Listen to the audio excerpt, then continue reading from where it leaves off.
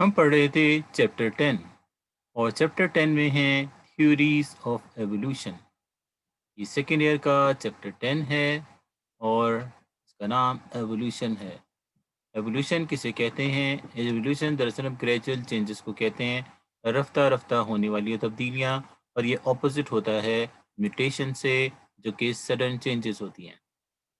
Organic evolution से मुराद होती है कि लिविंग ऑर्गेनिज्म की चेंजेस, और लिविंग ऑर्गेनिज्म या कि कार्बन कंटेनिंग कंपाउंड्स, ऐसे कंपाउंड जिनमें कार्बन प्रेजेंट होता है वो दरअसल ऑर्गेनिक कंपाउंड्स होते हैं और ये लिविंग बॉडी में प्रेजेंट होते हैं।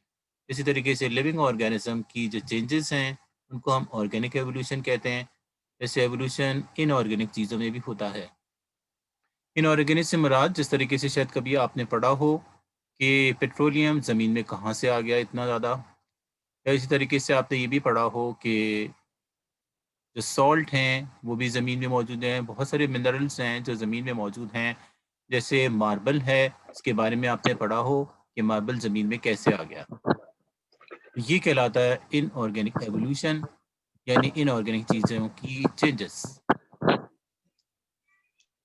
राइट, तो हम पढ़ रहे हैं ऑर्गेनिक एवोल्यूशन, और इसके अंदर हमने पहली थ्योरी पढ़ी थी, वो थ्योरी लेमार्क की थ्योरी थी। और लेमार्क एक फ्रेंच नेचुरलिस्ट था, उसने अपनी बुक लिखी थी फिलोसफी ज़ूलॉजी की, और उसकी थ्योरी के 3 पोस्टुलेट या 3 पॉइंट्स हैं। पहले हैं इफेक्ट ऑफ एनवायरनमेंट, कि एनवायरनमेंट जो होती है वो असरअंदाज होती है, जैसे कि वो जराफ़ पे असरअंदाज हुई कि उनके लिए जो रिसोर्सेज ऑफ फूड थे बहुत लिमिटेड थे, इसलिए कि उनकी नेक्स्ट शॉर्ट थी, वो इस वजह से ज़्यादा ऊंचे दरख्तों से फूड हासिल नहीं कर सकते थे। आहिस्ता आहिस्ता उन्होंने इस इन्वायरमेंटल प्रेशर पे एक ये काम किया कि अपनी नेक को स्ट्रेच किया, और आहिस्ता आहिस्ता वो प्रेजेंट डे लेंथ पर पहुंच गई। पहले वो छोटी गर्दन थी, हॉर्स साइज़ की, थोड़ी सी लंबी हुई, नेक्स्ट जनरेशन में और लंबी हुई, और इस तरीके से वो प्रेजेंट स्टेट में या प्रेजेंट साइज में पहुंच गई।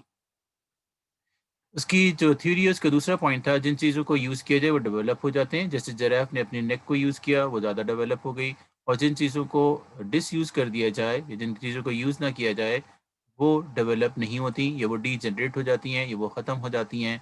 इस तरीके से एथलीट अपने मसल्स को यूज़ करते हैं, जैसे एथलीट्स हैं दुबले पतले अपने मसल्स को एक्सरसाइज या वर्कआउट करके यूज़ करते हैं, तो वो ज़्यादा डेवलप हो जाती है। और जिन चीज़ों को डिसयूज़ कर दिया जाए वो वेस्टिजियल ऑर्गन्स की शक्ल में तब्दील हो जाते हैं, जैसे हॉर्स में स्प्लिंट बोन, जैसे व्हेल में टीथ, जैसे ह्यूमन में अपेंडिक्स। ये सारे के सारे एग्जाम्पल हैं डिसयूज़ के। और एक्वायर्ड या अडॉप्टेड कैरेक्टर जो होते हैं वो नेक्स्ट जनरेशन में ट्रांसफ़र हो जाते हैं। जैसे इसकी एग्जाम्पल जो है सिर्फ और सिर्फ जिराफ की नहीं है, उसने एग्जाम्पल दी थी कि एनवायरमेंटल प्रेशर जो होते हैं वो जिराफ्स के अलावा भी कुछ एनिमल हैं उन पर इफ़ेक्ट करते हैं। जिसकी एग्जांपल है जैसे व्हेल है, जैसे स्नेक है, कि स्नेक की कहते हैं कि किसी ज़माने में लिम्स भी हुआ करते थे, और ये बात हमें फॉसिल से पता चलती है कि देखिए इस फॉसिल में ये लिम्ब मौजूद हैं। इस तरीके से आजकल भी कुछ स्नेक ऐसे पैदा हो जाते हैं जिसमें लिम्स होती है, जिसकी मिसाल ये तस्वीर है, जिसमें ये है, जिसमें ये है, देखें इसमें भी लिम्ब मौजूद है, और यहाँ पे भी रेमिनेंट ऑफ लिम्ब मौजूद हैं। और इसी तरीके से ये हिंड्रेंस पैदा करते थे इन्हें बोरोज़ में जाने के लिए। इसलिए कि लेग जो है जैसे ही जल्दी से बरोस में जाते थे अपने प्रेडेटर से चिपके तो फौरन ये फंस जाते थे। तो इस वजह से इन्होंने डिसयूज किया अपने लिम्स को, और वो डिजेनरेट हो। इसी तरीके से एग्जांपल है कीवी की, कि कीवी जो हैं उन्होंने भी अपने परों को यूज़ नहीं किया, वरन उड़ने के लिए वो यूज़ नहीं करते। इसी तरीके से एक एग्जांपल है डक की, कि डक के फॉसिल्स को अगर देखें तो इसकी लेग्स बिल्कुल ऐसी हैं जैसे मौजूदा हेन में होती हैं, जैसे आपको इस तस्वीर में नज़र आ रही हैं कि ये हेन की तरह की हैं। दरमियान में इसमें वेब्स बाद में डेवलप हुए जो प्रेजेंट डे स्विमिंग के काम आते हैं इसके। तो इसी तरीके से इनमें भी चेंजेस होते रहे, और इसी को हम एवोल्यूशन कहते हैं। और इसी तरीके से एग्जाम्पल जो हैं कहते हैं कि दरअसल इसके जो ऑब्जेक्शन है इसके अगेंस्ट, पहला म्यूटिलेशन का है, कि अगर लेग्स वगैरह कट जाएं तो वो नेक्स्ट जनरेशन में ट्रांसफ़र नहीं होती। जैसे दरअसल देखें इस तस्वीर में ये दिखाया गया है कि अगर लेग है एम्पुटेट किया जाए या लेग को काट दिया जाए तो नेक्स्ट जनरेशन में ट्रांसफ़र नहीं होती। इसी तरीके से कान छिदवाए जाते हैं, जिसको पियर्सिंग ऑफ ईयर कहते हैं, या पियर्सिंग ऑफ नोज़ होती है, नाक छिदवाई जाती है, تو یہ بھی بہت پرانی ٹریڈیشن ہے، لیکن کوئی بچہ ایسا پیدا نہیں ہو جاتا جس کے ناک اور کان پہلے سے چھدے ہوئے ہوں۔ اسی طریقے سے میل میں سرکمسیژن ہوتا ہے، یہ بھی ایک نان ہیریٹیبل ہے جو فور اسکن ہوتی ہے، یہ دراصل ریموو کر دی جاتی ہے، اسی کو ختنہ بھی کہتے ہیں۔ تو ایسا نہیں ہوتا، یہ بھی کافی جنریشن سے کی جا رہی ہے، تو اس کا مطلب ایسا نہیں ہے کہ کوئی ایسے بچے پیدا ہوں جو آلریڈی سرکمسائزڈ ہوں۔ اس طریقے سے جو اڈاپٹیڈ کیریکٹرز ہیں، جیسے ایمپیوٹیشن آف دا لمب ایک اڈاپٹیڈ کیریکٹر ہے، جیسے پیئرسنگ آف ایئر اینڈ نوز ایک اڈاپٹیڈ کیریکٹر ہے، جیسے سرکمسیجن ایک اڈاپٹیڈ کیریکٹر ہے، تو یہ نیکسٹ جنریشن میں ہمیشہ ٹرانسفر نہیں ہوتے۔ اس کے اوپر جو ہے وہ ایک آبجیکشن جو ہے ایک سائنٹسٹ نے کیا تھا، اور سائنٹسٹ کا نام وزمین تھا۔ یہ وزمین بہت ہی وائز مین تھا، دراصل یہ جرمنی سے تعلق رکھتا تھا۔ 1834 میں یہ پیدا ہوا تھا، 1914 میں یہ مر گیا تھا، اور اس نے جرم تھیوری پرپوز کی تھی کہ دراصل دو قسم کے سیل ہوتے ہیں، ایک کو ہم سمیٹک سیلز کہتے ہیں جن میں مائٹوسس ہوتی ہے، اور ایک جرم سیلز ہوتے ہیں جس میں کہ میوسس ہوتی ہے۔ اور جرم سیلز وہ ہوتے ہیں جو ریپروڈکٹیو سیلز ہوتے ہیں جس سے گیمیٹ بنتے ہیں، میل اور فیمیل گیمیٹ۔ تو دراصل جو چینجز میل گیمیٹ یعنی سپرم میں اور فیمیل گیمیٹ یعنی اووم میں ہوتی ہے، وہ نیکسٹ جنریشن تک ٹرانسفر ہوتی ہے۔ اس کے علاوہ جو باڈی کے سیلز ہیں جن کو ہم سومیٹک سیلز کہتے ہیں، اس کی کوئی چینج نیکسٹ جنریشن میں ٹرانسفر نہیں ہوتی، جس کی مثالیں یہ ہیں کہ اگر جو ہیں وہ فادر ایتھلیٹ ہوں یا باڈی بلڈر ہوں تو ان کے جو بچے ہوتے ہیں وہ پیدائشی باڈی بلڈر نہیں ہوتے۔ یا اسی طریقے سے اگر ایمپیٹیٹ کر دیا جائے لیگ کو، یعنی کاٹ دیا جائے کسی ایکسیڈنٹ کی وجہ سے، کسی ڈیزیز کی وجہ سے اور کسی کنڈیشن کی وجہ سے، ایسا نہیں ہوتا کہ ان کے بچے جو ہیں ان میں ایمپیٹیٹڈ لیگ ڈیولپ ہوں۔ اسی طریقے سے پیئرسنگ کی جائے نوز اور ایئر کی، ایسا نہیں ہوتا کہ بھئی وہ نیکسٹ جنریشن میں ٹرانسفر ہو جائے۔ تو دراصل یہ وہ کیریکٹرسٹکس ہیں جو کہ کن سیلز میں ہوتے ہیں، یہ دراصل ان سیلز میں ہوتے ہیں جو سیمیٹک سیلز ہیں۔ تو جراف کی جو گردن ہے یا نیک آف جراف ہے، وہ بھی ایک سیمیٹک سیل کی چینج ہے، اور سیمیٹک سیلز کی چینجز نیکسٹ جنریشن میں ٹرانسفر نہیں ہوتی، صرف جرم پلازم جو جرم سیلز کی چینجز ہیں، یعنی وہ سپرمز کی جو چینجز ہیں یا اووم میں جو چینجز ہوتی ہیں، وہ نیکسٹ جنریشن میں ٹرانسفر ہوتی ہیں۔ اسی کے لیے دراصل اس وزمن نے ایک ایکسپیریمنٹ کیا تھا، اور ایکسپیریمنٹ تھا removal of the tail of mice. Mice یعنی چوہوں کا پلورل، ماؤس کا پلورل مائس۔ اس نے فرسٹ جنریشن میں اس کی ٹیل کو کٹ کر دیا، نیکسٹ جنریشن ڈیولپ ہوئی، اس میں ٹیل موجود تھی۔ اس طریقے سے پھر نیکسٹ اس نے ٹیل کو پھر ریموو کر دیا، پھر نیکسٹ جنریشن میں دیکھا پھر ٹیل موجود تھی، اسی طریقے سے پھر اس نے ٹیل کو ریموو کیا۔ اس طرح سے اس نے کئی جنریشن تک ایسا کیا۔ تو اس نے یہ کہا کہ جو ریموول آف ٹیل ہے، یہ بھی دراصل سیمیٹک سیل کی چینج ہے، اور سیمیٹک سیل کی چینجز نیکسٹ جنریشن میں ٹرانسفر نہیں ہوتی۔ اس طریقے سے جیسے ٹیل کا ریموول جو ہے وہ کئی جنریشن تک جو ہے وہ نیکسٹ جنریشن میں ٹرانسفر نہیں ہوا تھا۔ اسی طریقے سے نیک کے متعلق اگر ہم کہیں کہ جیراف کی جو نیک ہے وہ بھی سیمیٹک سیل تھی، اس وجہ سے اس کو بھی نیکسٹ جنریشن میں ٹرانسفر نہیں ہونا چاہیے تھا۔ تو اس طریقے سے یہ آبجیکشن ہے کس کے متعلق؟ تھیوری کے متعلق۔ کس کی تھیوری؟ لیمارک کی تھیوری، جس کو لیمارکزم بھی کہتے ہیں۔ ایک لانگ کوشچن اور آتا ہے ہماری تھیوری میں، اور وہ ہے ڈارون کی تھیوری۔ یہ جو ڈارون کی تھیوری ہے یا لیمارک کی تھیوری ہے، یہ دراصل کہلاتی ہے ماڈرن تھیوریز۔ انہیں ماڈرن تھیوریز لیے کہتے ہیں کہ ان کے بعد اور کوئی تھیوری پرپوز نہیں ہوئی، اگر اس کے بعد اور کوئی ہوتی تو وہ ماڈرن ہو جاتی۔ جیسے آپ نے کلاسیفیکیشن میں پڑھا ہوگا کہ سب سے پہلے ٹو کنگڈم کی کلاسیفیکیشن پرپوز کی تھی لینیس نے، اس کے بعد اس کو ماڈیفائی کیا رابرٹ ویٹیکر نے، اور اس کے بعد مزید اس میں چینجز کیے دو سائنٹسٹ نے، جو کہ آج کل کلاسیفیکیشن ہم پڑھ رہے ہیں اس کے مطابق۔ تو اس طریقے سے ان کا نام ہے مارگلس اور شوارٹز۔ چونکہ مارگلس اور شوارٹز کے بعد کسی نے کوئی چینج نہیں کی، اس وجہ سے یہی لیٹسٹ کلاسیفیکیشن ہے۔ ویسے اس کلاسیفیکیشن کے مطابق بہت ساروں جس طریقے سے اعتراضات جو ہیں وہ وائرس پر بھی ہیں، لیکن بہرحال اس کے بعد کوئی چینج نہیں آیا۔ ڈارون جو ہے وہ کون تھا اور وہ کب پیدا ہوا؟ جو اس کا پورا نام تھا چارلز رابرٹ ڈارون، اور یہ پیدا ہوا تھا 1809 میں، اور اس کی ڈیتھ ہوئی تھی 1882 میں۔ اور یہ انگلش نیچرلسٹ تھا، جو نیچر کو اسٹڈی کرتے ہیں اس کو نیچرلسٹ کہتے ہیں۔ اور اس نے اپنی کتاب لکھی تھی 1859 میں، اور اس کی بک کا نام تھا اوریجن آف اسپیشیز، کہ کسی نئی اسپیشیز کا سٹارٹ کیسے ہوتا ہے. جیسے منکیز ایک اسپیشیز ہیں، کیسے وہ ہیومن دوسری اسپیشیز میں چینج ہو گئے. اس طریقے سے ایک جو اسپیشیز ہے وہ نئی اسپیشیز میں کیسے چینج ہو جاتی ہے، یا ایک نئی اسپیشیز کیسے سٹارٹ ہوتی ہے، اس کو کہتے ہیں اوریجن آف اسپیشیز. یعنی نئی اسپیشیز کا اوریجن، یہ نئی اسپیشیز کا سٹارٹ کیسے ہوتا ہے.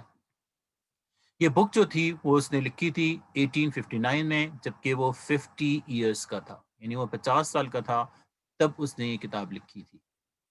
اس طریقے سے یہ بک جو ہے اس نے اپنی یوتھ یعنی ینگ ایج میں نہیں لکھی تھی. اور یہ ہے ڈارون کی تصویر، اور یہ اس کی بک کی تصویر کہ آپ یہاں پہ دیکھ رہے ہیں کہ یہ ڈارون ہے.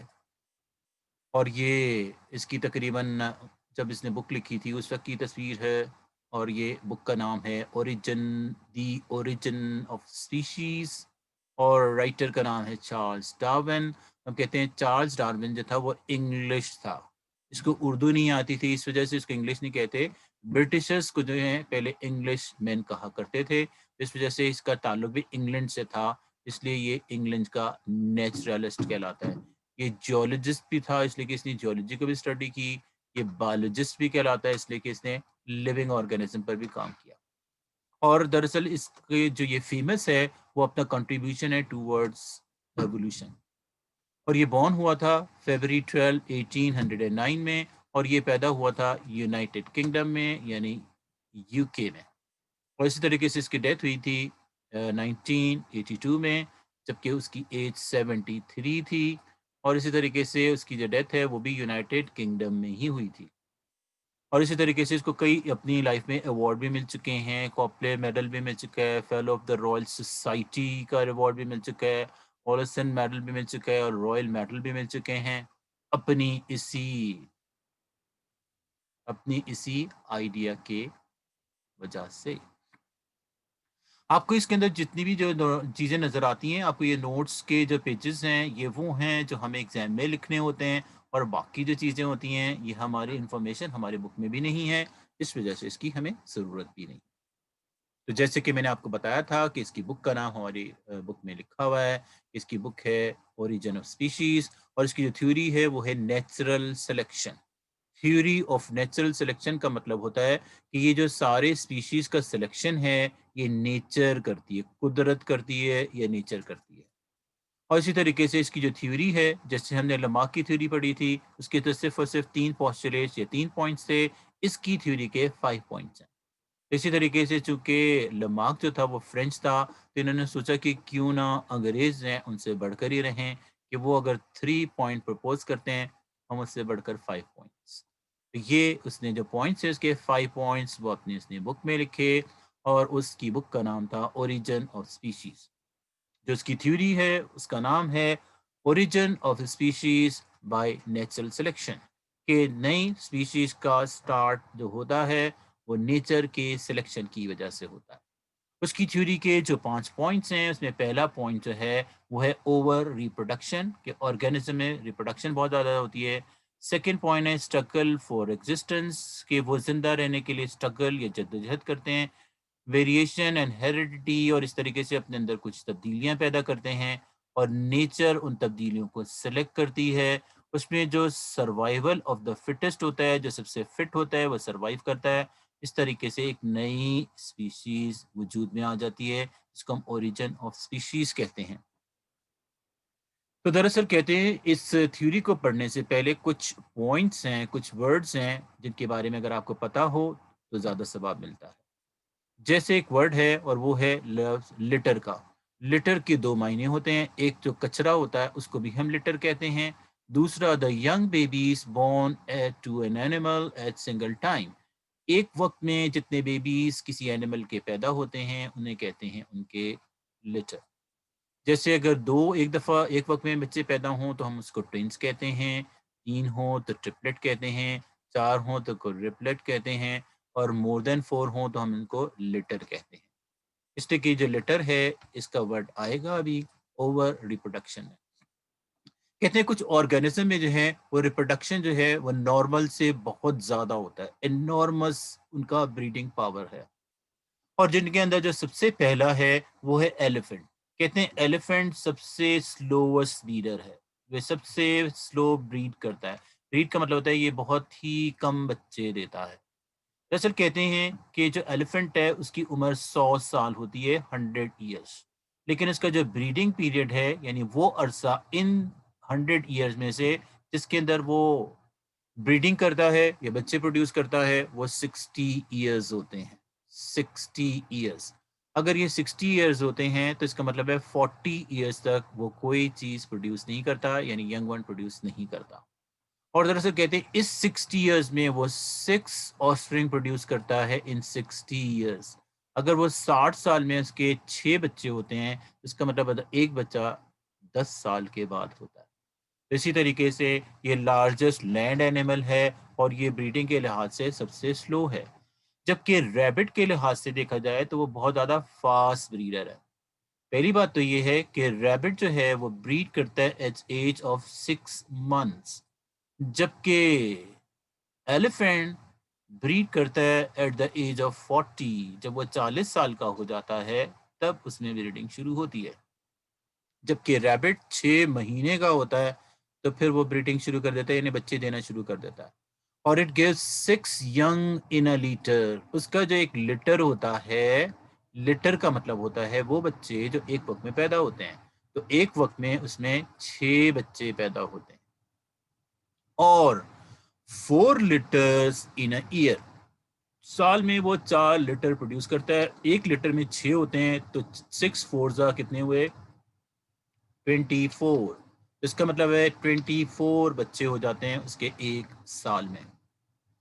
اسی طریقے سے ہاؤس فلائی جو ہے وہ 120 انڈے دیتی ہے، 120 eggs. اور یہ 6 times in every summer. ہر گرمی کے موسم میں. آپ کو 4 موسم ہوتے ہیں، یعنی سمر ہے، ونٹر ہے، آٹم ہے اور اسپرنگ ہے. اس میں جو سمر کا پیریڈ ہے اس میں صرف 6 دفعہ وہ انڈے دیتی ہے ہاؤس فلائی، اور وہ انڈے 120 دیتی ہے ایک وقت میں. جس طریقے سے ہم فراک کے بارے میں پڑھیں گے کہ وہ اس کی جو مینڈکی ہوتی ہے وہ ایک وقت میں 50 انڈے دیتی ہے، یعنی اس کی 2 اووری سے 100 ایگس یعنی سینچری پوری ہوتی ہے. ان اسٹار فش جو ہوتی ہے وہ 1 ملین ایگس دیتی ہے، 1 ملین ایگ پر ایئر یا پر سیزن. ہر سیزن میں وہ 1 ملین ایگس دیتی ہے.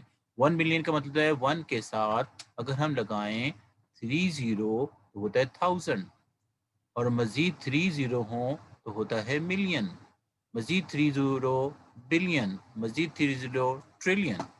اس طریقے سے اتنے ایگز اسٹار فش پروڈیوس کرتی ہے ایک سیزن میں.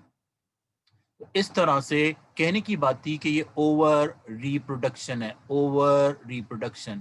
کچھ اینیمل میں پروڈکشنز بہت زیادہ ہوتی ہیں، اسی کو ہم کہتے ہیں اوور ریپروڈکشن.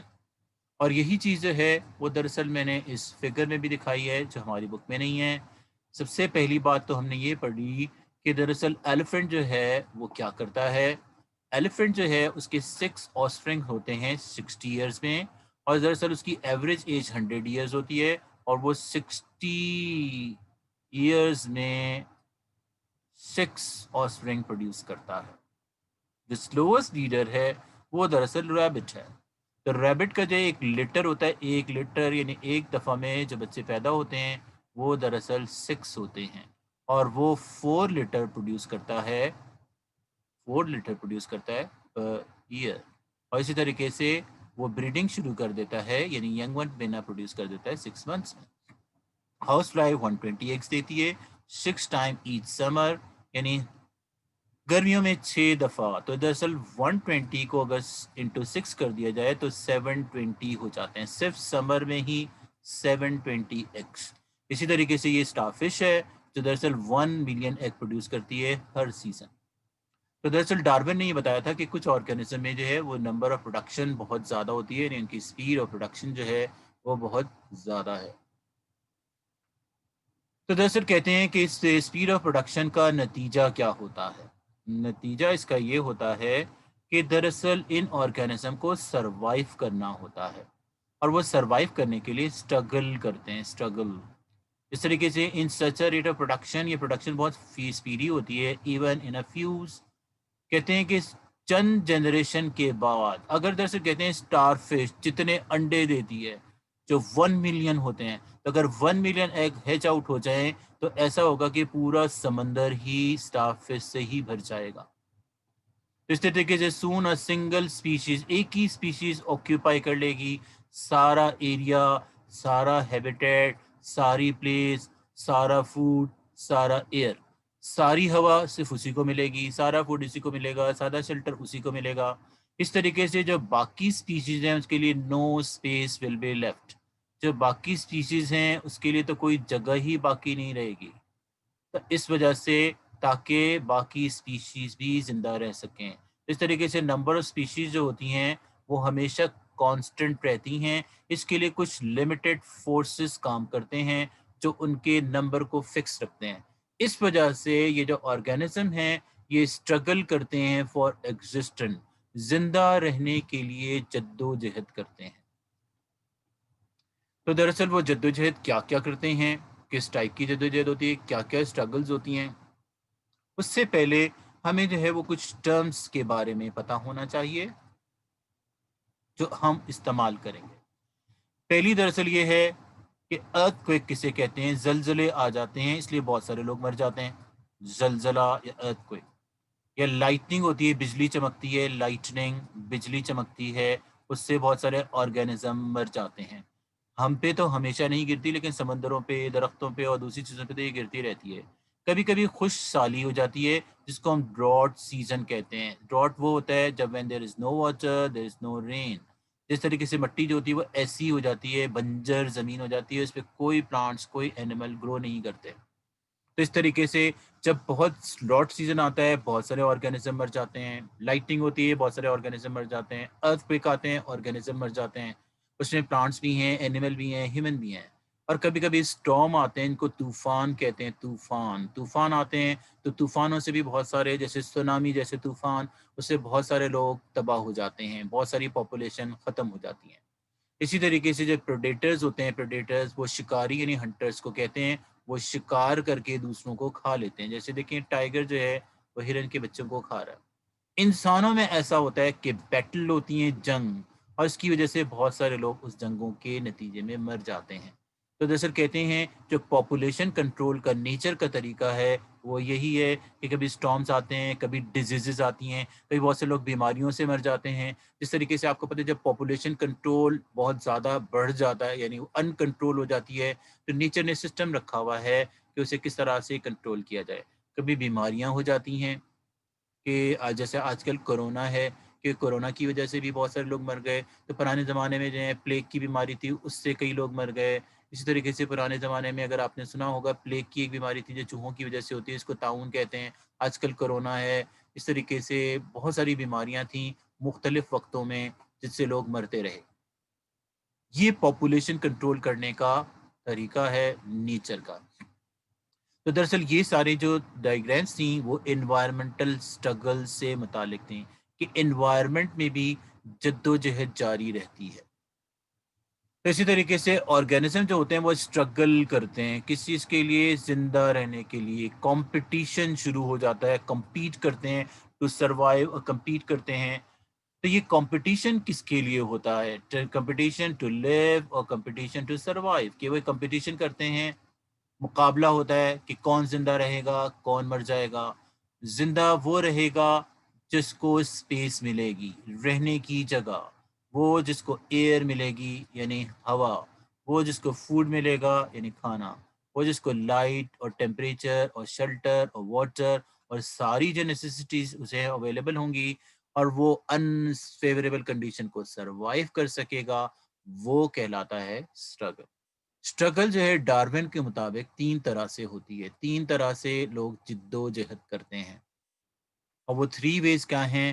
پہلا ہے انٹرا اسپیسیفک اسٹرگل، وہ اسٹرگل جو ایک ہی اسپیشیز کے درمیان ہوتی ہے، within the same species, within the similar species, ان کی نیڈ ہمیشہ برابر ہوتی ہیں، تو ان کے درمیان بھی ایک فوڈ کے لیے، اسپیس کے لیے، لائٹ کے لیے، شیلٹر کے لیے، ایئر کے لیے کمپٹیشن ہوتا ہے. ایک انٹر اسپیسیفک ہوتی ہیں جو دو مختلف اسپیشیز کے درمیان، ٹو ڈفرینٹ اسپیشیز جو ہوتی ہیں وہ بھی ایک دوسرے سے کمپیٹ کرتی ہیں تاکہ وہ زندہ رہ سکیں. ان میں سے ایک کو مرنا ہوتا ہے، دوسرے کو زندہ رہنا ہوتا ہے.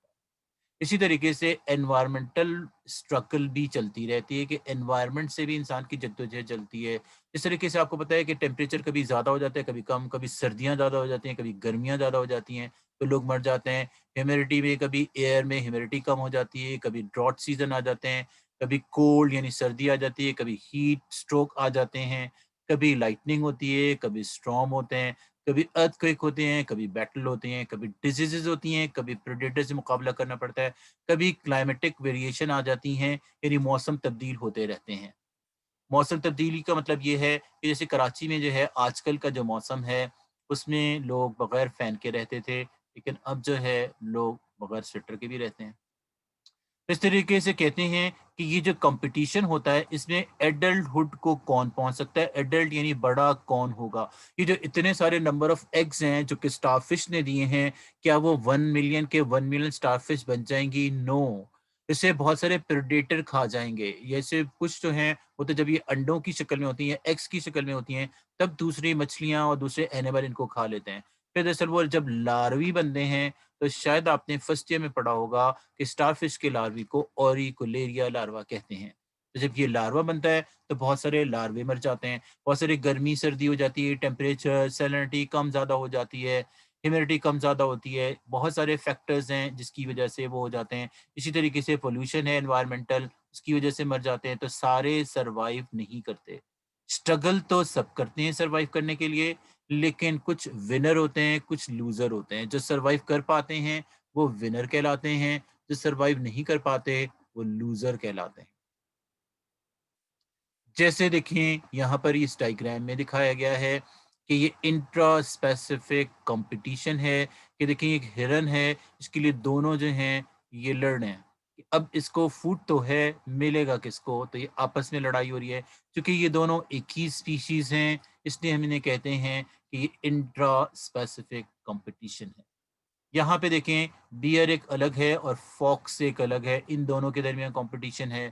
تو یہاں پہ یہ دو مختلف سپیشیز ہیں، اس فوڈ کے لیے کمپٹیشن ہو رہا ہے اور اس طریقے سے اس کو ہم انٹر اسپیسیفک کمپٹیشن کہتے ہیں.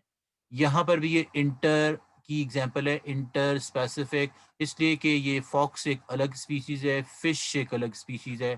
تو دیکھیں یہ اس نے حاصل کر لیا ہے، یہ ڈاگ ہو سکتا ہے. اس طرح سے یہ انٹرا اسپیسیفک ایگزامپل ہے اس لیے کہ یہ دونوں جو ہیں وہ دراصل سیم ہی ہیں، سیم سپیشیز ہیں، وہ دراصل آپس میں لڑ رہے ہیں. اس طریقے سے کہتے ہیں کہ ڈارون نے یہ کہا اپنے پوائنٹ میں کہ جب پروڈکشن بہت زیادہ ہوتا ہے تو پھر اینیمل میں سروائیو کرنے کے لیے کمپٹیشن ہوتا ہے. یہ دراصل کہتے ہیں کہ وہ تھیوری تک اس طرح پہنچا تھا، اس کی تھوڑی سی ہسٹری ہے. اس ہسٹری کے مطابق اس ایکسپیریمنٹ جو تھے اس نے جہاں پر کیے تھے اس جگہ کا نام گیلاپیگو آئیلینڈ ہے. کون سا آئیلینڈ؟ گیلاپیگو. یہ دراصل ایک والکینک آئیلینڈ ہے جو کہ آرچی پیگلو سے کہتے ہیں. جو گروپ آف آئیلینڈ ہوتے ہیں یعنی چھوٹے چھوٹے سے بہت سارے آئیلینڈ ایک ساتھ آ جائیں اسے ہم کہتے ہیں. یہ پیسیفک اوشن میں ہے اور دراصل کہتے ہیں کہ دراصل ورلڈ موسٹ ڈیسٹینیشن ہے جہاں پہ بہت زیادہ وائلڈ لائف موجود ہے دیکھنے کے لیے. اور یہ ایک پروونس ہے ایکواڈور کا. ایکواڈور ساؤتھ امریکہ کا ایک ملک ہے جہاں پر یہ گیلاپیگو آئیلینڈ پایا جاتا ہے. اور یہ آئیلینڈ جو ہے وہ 1000 کلومیٹر دور ہے کوس سے. کوس یعنی ساحل سے 1000 کلومیٹر. اسی طریقے سے یہاں پہ جو ہے بہت ساری چارلز ڈارون نے 1835 میں بہت ساری سپیشیز دیکھی، مختلف اینیملز کی اس نے سپیشیز کو وہاں پر سٹڈی کیا. اور اس لیے کہ وہ اس نے وہاں پر وہاں پہ اس نے 5 سال گزارے تھے، 5 ایئر. اور اس طریقے سے اس کا نام جو ہے گیلاپیگو وہ اس وجہ سے رکھا گیا ہے کہ گیلاپیگو کہتے ہیں لارج ٹورٹوائز، کہ وہاں پہ بہت بڑے بڑے ٹورٹوائز ہوتے ہیں جن کو جائنٹ ٹورٹوائز بھی کہتے ہیں. اس وجہ سے انہوں نے اس جگہ کا نام گیلاپیگو آئیلینڈ رکھا. اور اس طریقے سے وہاں پر اس نے کچھ برڈز دیکھے جو ہماری چڑیا جیسے ہی ہوتے ہیں جن کو فنچ کہتے ہیں. فنچ ان کو کیا کہتے ہیں؟ ان کو ہم فنچز کہتے ہیں. اور فنچز جو ہیں یہ سب کے سب سیم ہیں، لیکن اگر آپ دیکھیں ان کے کلر الگ ہیں، ان کی چونچیں الگ الگ ہیں. جن کی بیکس ہیں وہ ان کے فوڈ کے لحاظ سے چینج ہوتی ہیں، ان کے کلر، ان کے انوائرمنٹ کے لحاظ سے چینج ہوتے ہیں، اور اسی کو ہم کہتے ہیں سلائٹ ویریشن، یعنی تھوڑی تھوڑی سی تبدیلیاں۔ جو اپنے اندر تبدیلیاں پیدا کر سکتا ہے وہ سروائیو کرتا ہے، جو اپنے اندر چینجز پروڈیوس نہیں کرتا وہ سروائیو نہیں کر پاتا۔ یہ دیکھیں فنچز جو ہیں، ڈارونس نے یہ دیکھا کہ یہ سب کے سب کوئی سیڈ کھاتی ہیں، کچھ لاروی کھاتی ہیں، کچھ انسیکٹ کھاتی ہیں، کچھ جو ہیں وہ دراصل ٹول وغیرہ استعمال کرتی ہیں، کچھ جو ہوتی ہے وہ گرب جو انسیکٹ کی ایک ٹائپ ہوتی ہے اس سے کھاتی ہیں، کچھ برڈز یا فروٹس کے اوپر گزارا کرتی ہیں۔ جو فروٹ کھاتی ہیں ان کی طوطے جیسی چونچ ہوتی ہے، اور جو سر کہتے ہیں جو انسیکٹس کو کھاتی ہیں ان کی اسٹریٹ چونچ ہوتی ہے۔ اس طریقے سے جو سیڈس کھاتے ہیں انہیں تھوڑی سی کرونگ ہوتی ہے تاکہ وہ سیڈس کے چھلکوں کو توڑ سکیں۔ اس طریقے سے آبزرو کیا ڈفرنٹ ٹائپ کی فنچز کو۔ تو یہ جو فنچز ہیں یہ دیکھیں ان کی بیک یہ مختلف ہے، اس کی بیک، اس کی بیک، اس کی بیک، اس کی بیک۔ تو اس میں اس نے دیکھا ڈارون نے کہ بڑی چینجز آ رہی ہیں ان کے اندر۔ اگر دراصل کہتے ہیں کہ وہ اپنی ڈائٹ کے لحاظ سے اپنی بیک کو چینج نہ کریں تو پھر وہ سروائیو نہیں کر سکتے۔ تو آج کل جو موجودہ جو ہیں ان کی یہ ساری اسپیشیز ہیں، یہ سب کے سب فنچز کی تصویریں ہیں جو گیلاپیگو آئلینڈ میں بہت زیادہ ہوتی ہیں۔ ان سب کو اس نے آبزرو کیا۔ یہ 1 2 3 4 5 6 7 8 9 10 11 12 13، اس طریقے سے یہ 13 اس نے آبزرو کی تھی ان کون سے آئلینڈ میں؟ گیلاپیگو آئلینڈ میں۔ کس نے آبزرو کیا؟ ڈارون نے۔ کس کو آبزرو کیا؟ ان برڈس کو جن کا نام فنچز ہے۔ تو فنچز جو ہوتی ہیں وہ دراصل مینا کی طرح ان کی چونچ ہوتی ہے۔ ہاں ہمارے ہاں بھی لوگ پالتے ہیں اس کو، جو شوقین لوگ ہوتے ہیں۔ تو ڈارون نے کیا کیا؟ ڈارون نے 13 اسپیشیز، یہ دیکھیں ابھی بک سے متعلق کوئی چیز نہیں ہے، یہ بک آؤٹ آف دا بک ہم بات کر رہے ہیں کہ اس نے 13 اسپیشیز دیکھی۔ کس کی؟ فنچز کی۔ تو فنچز کو پیسیرین برڈز کہتے ہیں۔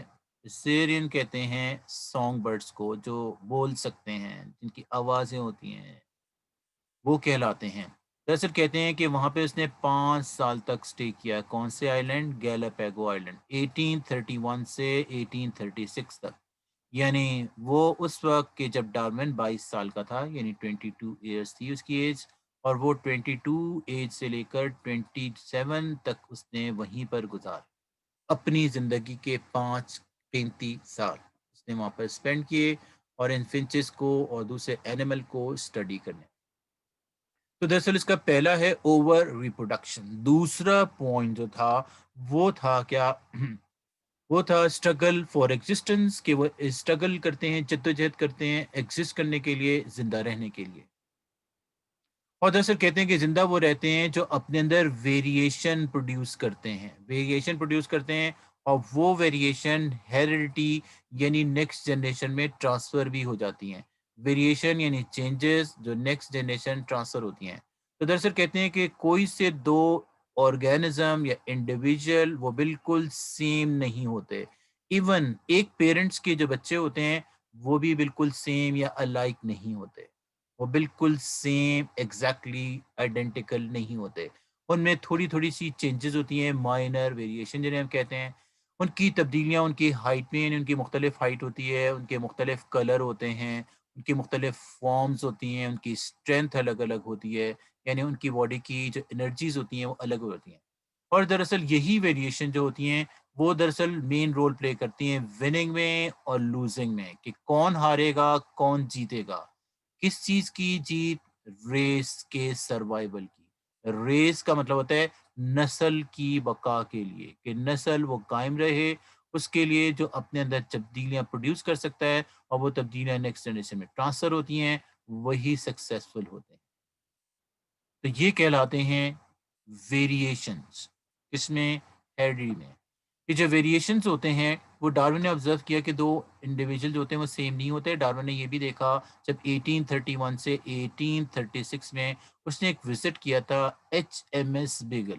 ایچ ایم ایس کا مطلب ہے ہر میجسٹک سروسز۔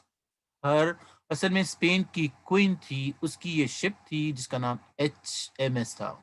تو ہر کا مطلب ہوتا ہے یعنی خاتون، خاتون یعنی کوئن، میجسٹک یعنی وہ چکے क्वीन थी, इसलिए उसकी सर्विसेज के लिए ख़ास शिप थी, वो उसमें वो सफ़र किया करती थी। तो उसमें इसको चांस मिल गया था जाने का, उसका नाम बीगल था, बीगल।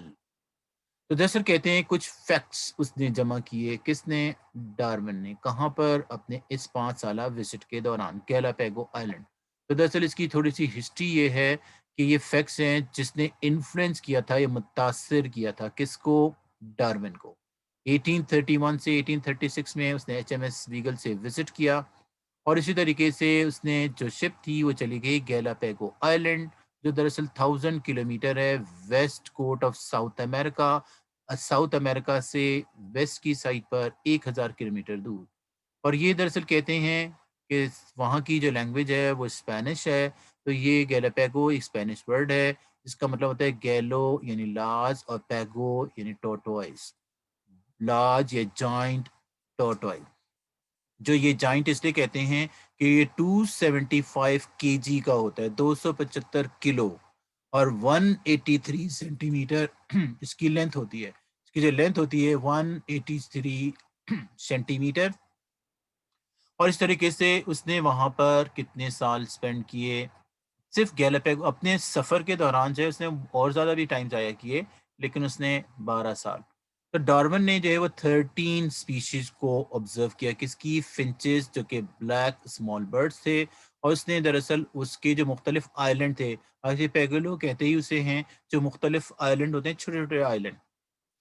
इस तरीके से उनकी बीक्स को उसने देखा कि इसमें वेरिएशंस हैं, वो एक दूसरे से बिल्कुल चेंज हैं, जोग्राफिक डिस्ट्रीब्यूशन के लिहाज से कि वो किस इलाके में पाई जाती हैं, और फूड हैबिट के लिहाज से वो खाती क्या है। इस तरीके से जो छोटी-छोटी तब्दीलियाँ होती हैं उसी को हम माइनर वेरिएशन कहते हैं। यही कहलाती हैं एडेप्टेशंस, कि वो अपने आप को बेहतर तौर पर अडेप्ट कर सकते हैं। तो नेचर जो है, जो बेस्ट एडेप्टेशंस होती हैं, उनको सेलेक्ट करता है कि वो रिप्रोड्यूस कर सकें और वो कंटिन्यू रहती हैं, वो सर्वाइव करती हैं। वो जिन्हें हम सुपीरियर जीन्स कहते हैं, फिट कहते हैं, बेहतर कहते हैं, बेस्ट एडेप्टेड कहते हैं, बेस्ट वेरिएशन होती हैं, वो दरअसल कहती हैं स्प्रेड करती हैं, बाकी सब खत्म हो जाता है, बाकी सब सर्वाइव नहीं कर पाते। तो ये देखिए फिंचेस में ये चेंजेस उसने ऑब्जर्व की थी, किसने? डार्विन ने। कि दरअसल एक ही टाइप की फिंच थी जो मेजर मुख्तलिफ हैबिटेट्स में चेंज होती रही है। और इसी तरीके से देखिए इसकी दुम पहले छोटी, फिर बड़ी, फिर बड़ी, फिर बड़ी होती गई। और इस तरीके से माइनर चेंजेस जो हैं वो दरअसल फिंचेस में उसने ऑब्जर्व की, स्लाइट चेंजेस या माइनर वेरिएशन उसने बीक में देखी। किसके? फिंचेस बर्ड के। कहाँ पर? गैलापागो आइलैंड में, राइट। तो दरअसल कहते हैं कि फिर क्या हुआ? सबसे पहला पॉइंट था कि ओवर रिप्रोडक्शन, की प्रोडक्शन जो होती है कुछ ऑर्गेनिज्म में बहुत ज्यादा होती है। सेकंड पॉइंट पे वो स्ट्रगल करते हैं एग्जिस्ट करने के लिए, सरवाइव करने के लिए। तीसरा पॉइंट, वो अपने अंदर कुछ वेरिएशन या चेंजेस प्रोड्यूस करते हैं और ये चेंजेस नेक्स्ट जनरेशन में ट्रांसफर हो जाती हैं, यानी इनहेरिट होती हैं। तो अगर इस तस्वीर में देखा जाए तो ये गैलापागो आइलैंड की तस्वीर है। गैलापागो आइलैंड। तो ये गैलापागो आइलैंड की एक तस्वीर है जहाँ पे उनकी बोट थी। बोट ये वाली थी जिसका नाम क्या है? इस बोट का नाम था एचएमएस बीगल। तो इसमें दरअसल इस कश्ती में, इस जहाज में उन्होंने सफ़र किया था। और ये उनका रूट है कि दरअसल वो किस रूट से गुजरते हुए ऑस्ट्रेलिया होते हुए फिर अफ्रीका, फिर साउथ अमेरिका तक। ये देखें, ये साउथ अमेरिका है यहाँ पे, ये अफ्रीका है, ये एशिया है, ये नॉर्थ अमेरिका है। तो दरअसल कहते हैं ये नॉर्थ और साउथ अमेरिका, यहाँ पे ये पूरे से घूमते हुए फिर ये फाइनली गैलापागो आइलैंड पहुंचे थे। और इन्होंने सफर कहाँ से शुरू किया था? इन्होंने सफर स्पेन से शुरू किया था। इंग्लैंड से पहले वो पहुंचे स्पेन, यूरोप में ही है, इसलिए कि ये स्पेन भी यूरोप में है और इंग्लैंड भी यूरोप में ही है। इस तरीके से वो उन्होंने इतना लंबा सफ़र किया। और आपको पता है पहले ये जो जहाज़ थे ये तो बड़े स्लो चलते थे। एक ज़माना ऐसा भी था कि लोग 2 महीने के बाद पाकिस्तान से सऊदी अरब हज करने के लिए पहुंचते थे। यानी जिसने हज करने जाना होता था वो 3 महीने पहले अपना सफ़र शुरू करता था, इसलिए कि उसे शिप में जाना होता था। लेकिन आजकल तो है वो तो हम 2 घंटे में सऊदी अरब पहुंच जाते हैं बाय एयर। तो यहाँ पे इसका नाम इस वजह से रखा गया था कि यहाँ पे जाइंट यानी बड़े बड़े किस्म के टॉर्टोइस, इसलिए इसे कहते हैं गैला और पैगो। इतने बड़े बड़े देखें, ये आदमी ये खड़ा हुआ, ये इस आदमी के साइज के हैं ये, अगर आपको देख रहे हो तस्वीर में तो। इस तरीके से देखें, ये नाप रहे हैं 183 सेंटीमीटर के ये होते हैं, इनके मुंह भी बहुत बड़े बड़े होते हैं, इसलिए ये कहलाते हैं जाइंट। आगे चलने से पहले कुछ ऐसे वर्ड्स हैं जो आएंगे जिसकी मीनिंग आपको पता होने चाहिए। पहला वर्ड है पैरिश हो जाना। पैरिश का मतलब होता है हलाक हो जाना, तबाह हो जाना, which is no more present. ऐसी चीज़ें जो मौजूद ना हो, ख़त्म हो जाएं, डिस्ट्रॉयड हो जाएं, उसके लिए हम वर्ड यूज़ करते हैं पैरिश का।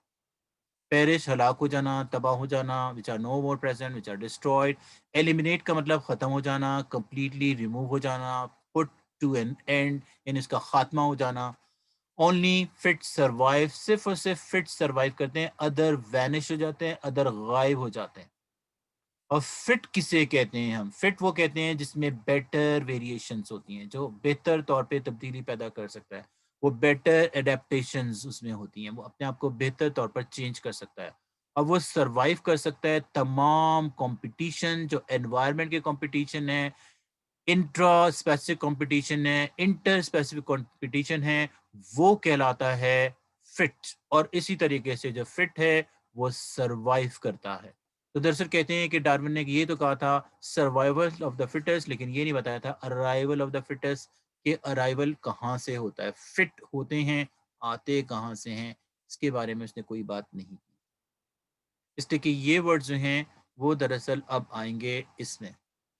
जैसे है नेचुरल सिलेक्शन, कि नेचर सेलेक्ट करती है कि किसने जिंदा रहना है और किसने नहीं रहना, किसने रहना है और किसने नहीं रहना।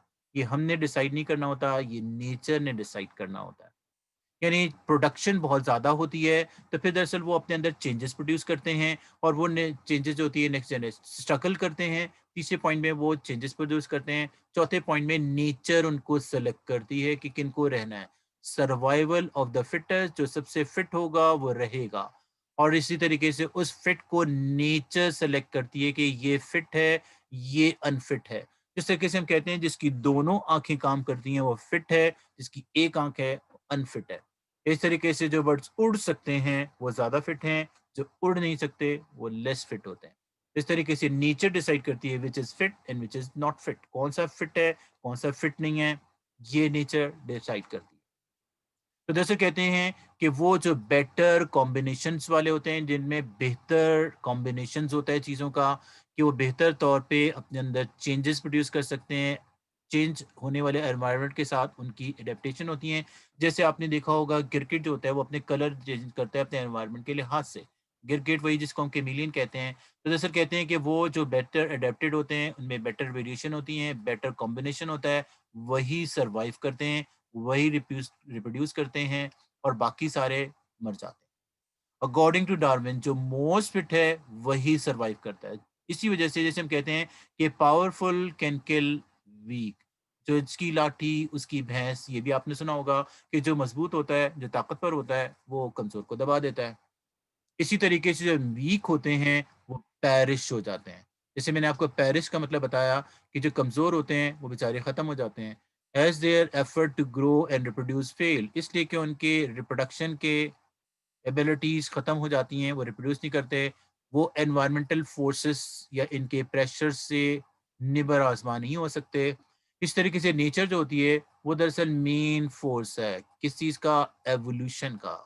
कि वो डिसाइड करती है कि कौन से इंफीरियर क्वालिटीज़ हैं, कौन से वीक हैं, कौन से लोअर क्वालिटीज़ हैं, कौन से सुपर क्वालिटीज़ हैं, कौन सुटेबिलिटी हैं, कौन सबसे ज़्यादा सुटेबल हैं, कौन सबसे ज़्यादा फिट हैं, कौन एनवायरमेंटल नीड के साथ अपने आप में तब्दीली पैदा कर सकता है। और इसी तरीके से बाकी सारे एलिमिनेट हो जाते हैं, पैसेज ऑफ टाइम के साथ साथ वो ख़त्म हो जाते हैं। इन दिस वे, इस तरीके से जो ओवर रिप्रोडक्शन है उसका एक बैलेंस हमेशा नेचर में रहता है। ओवर प्रोडक्शन की वजह से यानी बहुत सारे ऑर्गेनिज्म सरवाइव ही नहीं करते, वरना क्या होगा, वरना दरअसल बाकी लोगों के लिए ना कोई स्पेस रहेगी, ना कोई शेल्टर रहेगा, और ना ही वो जिंदा रह सकेंगे। तो इसी तरीके से इस तरह से जो बैलेंस है वो नेचर क्रिएट करती है ओवर रिप्रोडक्शन को ओवरकम करने के लिए। मोर रिप्रोडक्शन को कंट्रोल करने के लिए नेचर ने ये सारे सिस्टम रखे होते हैं अकॉर्डिंग टू डार्विन। اس میں ایک ورڈ آئے گا اور وہ ہے ایکسٹنکٹ کا، کہ ایکسٹنکٹ کسے کہتے ہیں، ایکسٹنکٹ۔ دراصل ایکسٹنکٹ ہم انہیں کہتے ہیں which are know more present, جو دنیا میں اب موجود نہیں ہیں ان کو ناپید کہتے ہیں، انہیں کو ایکسٹنکٹ کہتے ہیں۔ جیسے ڈائناسور اب دنیا میں موجود نہیں ہے۔ کیا ڈائناسور اب دنیا میں موجود ہیں؟ نہیں۔ تو دراصل کہتے ہیں جو اوور ریپروڈکشن ہے اس کا بیلنس کیسے کریٹ ہوتا ہے۔ تو دراصل کہتے ہیں یہ آئیڈیا ہے نیچرل سلیکشن کا، اور یہ آئیڈیا دیا تھا ڈارون نے کہ جو آرٹیفیشل سلیکشن ہے، جو مین میڈ سلیکشن ہوتا ہے پلانٹس کے لیے اور اینیمل کے لیے، ہم آپ کو پتہ ہے کہ وہ بریڈ ڈیزائربل ہوتی ہیں، یعنی وہ بریڈز ہمیں چاہیے ہوتی ہیں جو ہماری اپنی پسند کی ہوتی ہیں، چاہے ڈاگس کی بریڈز ہوں، چاہے کیٹ کی بریڈ ہوں، چاہے ہین کی بریڈ ہوں۔ ظاہر بات ہے ہمیں مرغی میں وہ مرغیاں چاہیے جو زیادہ سے زیادہ انڈے دیتی ہوں، اور اسی طریقے سے جو مور ڈیزائربل کیریکٹرسٹکس ہوتے ہیں وہ سروائیو کر سکتے ہیں، وہ بریڈ کرتے ہیں، وہ آگے گرو کرتے ہیں، وہ ریپروڈیوس کرتے ہیں، ان کی نئی جنریشن چلتی ہے۔ اور اسی طریقے سے جیسے بریڈر رول پلے کرتے ہیں، کہ وہ بریڈر وہ ہوتے ہیں جو آرٹیفیشل سلیکشن کرتے ہیں، یعنی وہ جس طرح کے پولٹری فارم والے وہ چاہتے ہیں کہ ہمارے پاس ایسی مرغیاں ہوں جو انڈے بھی زیادہ دیں، جو گوشت بھی زیادہ دیں۔ تو اسی طریقے سے باقی جو ہوتی ہیں وہ نسلیں آہستہ آہستہ جو مس فٹ ہوتی ہیں وہ سروائیو نہیں کرتی، وہ ایکسٹنکٹ ہو جاتی ہیں، جو فٹ ہوتی ہیں وہ سروائیو کرتی ہیں۔ اور یہ سارا کام جو ہوتا ہے یہ کون کرتا ہے؟ یہ نیچر ڈیسائیڈ کرتی ہے کہ کس کو رہنا ہے، کس کو نہیں رہنا، کون فٹ ہے، کون انفٹ ہے۔ اس لیے کہ ہم یہ ڈیسائیڈ نہیں کرتے، نیچر ڈیسائیڈ کرتی ہے۔ اور اس طریقے سے جو لاسٹ پوائنٹ ہے وہ ہے اوریجن آف سپیشیز کا، اس طرح سے ایک نئی سپیشیز کا وجود ہوتا ہے۔ اور ڈارون سے کہا کہ جو ڈفرینٹ ممبرز ہیں وہ دراصل کہتے ہیں جب ایک دوسرے سے ویریشن ہوتے ہیں، ایک وقت ایسا آتا ہے کہ وہ بالکل ہی ڈفرینٹ ہو جاتے ہیں دوسروں سے۔ اور اسی طریقے سے یہ ویریشن سے ہوتی ہیں، یہ ڈائیورژن اگر چلتا رہے کئی نسلوں تک تو پھر اس میں بالکل تبدیلی آ جاتی ہے، ٹائم کے لحاظ سے وقت گزرنے کے ساتھ ساتھ وہ ایک دوسرے سے بالکل مختلف ہو جاتے ہیں۔ نتیجہ یہ ہوتا ہے کہ جیسے کہتے ہیں کہ چلڈرن اپنے پیرنٹ سے، پیرنٹس اپنے گریٹ پیرنٹ سے اور گریٹ گرینڈ پیرنٹ سے بالکل مختلف ہو جاتے ہیں، اور اس طریقے سے آہستہ آہستہ ایک نئی سپیشیز کا وجود ہوتا ہے۔ اور ڈارون نے کہا تھا کہ یہی نئی سپیشیز اس طرح سے ڈیولپ ہوتی ہیں، یہ 5 سٹیپس ہیں جن سے گزر کر ایک نئی سپیشیز بنتی ہے۔ تو یہ دراصل کہتے ہیں جو سپیشیز نیو سپیشیز کا آئیڈیا تھا، ایسی ایک بات سورہ یاسین کی آیت نمبر 71 اور 72 میں کی گئی ہے۔ دے ہیو ناٹ سین، کیا انہوں نے نہیں دیکھا، how we have created cattle, کہ ہم نے کیسے مویشیوں کو بنایا، دے آر دیئر اونرز، یہ ان کے مالک ہیں، یعنی انسان ان کے مالک ہیں، دے ہیو ٹرینڈ دیم، اور وہ ان کو ٹرین کرتے ہیں، فار رائڈنگ، سواری کے لیے، اینڈ سم فار فوڈ، اور کچھ کو وہ کھاتے بھی ہیں۔ تو یہ دراصل کہتے ہیں کہ اللہ نے انہیں کریٹ کی ہے ڈفرینٹ کیٹلز کو ڈفرینٹ کے لیے۔ کہتے ہیں جو تھیوری ہے اس کی سمری کیا ہوئی، یہ جو تھیوری تھی جو 5 پوائنٹ تھے وہ سمری کیا تھی؟ سمری دراصل یہ تھی اس کی سمپل سی، وہ تھی سمری کے کہ دراصل how five factors how five factor lead into a new species, کے 5 کون سے فیکٹر ہیں جن کی وجہ سے نئی اسپیشیز بن جاتی ہے۔ نئی اسپیشیز سے مراد ہے جیسے منکی ایک اسپیشیز ہے، اس سے ایک نئی اسپیشیز یعنی انسان بن گئے۔ تو دراصل کہتے ہیں کہ جب پروڈکشن بہت زیادہ ہوتی ہے اوور پروڈکشن کی وجہ سے، تو کمپٹیشن سٹارٹ ہوتا ہے، اینیملز میں اسٹرگل کرتے ہیں ایگزسٹنس کے لیے، اور وہ چینجز پروڈیوس کرتے ہیں، اور یہ چینجز نیکسٹ جنریشن میں ٹرانسفر ہو جاتی ہیں، اسی بائی ویریشن اینڈ ہیریڈیٹی۔ اور اونلی فٹ سروائیو، صرف فٹ سروائیو کرتا ہے، نہیں سروائیول آف فٹسٹ ہوتا ہے، اور جو فٹ ہوتا ہے اسے نیچر سلیکٹ کرتی ہے، نہیں نیچرل سلیکشن ہوتا ہے یہ۔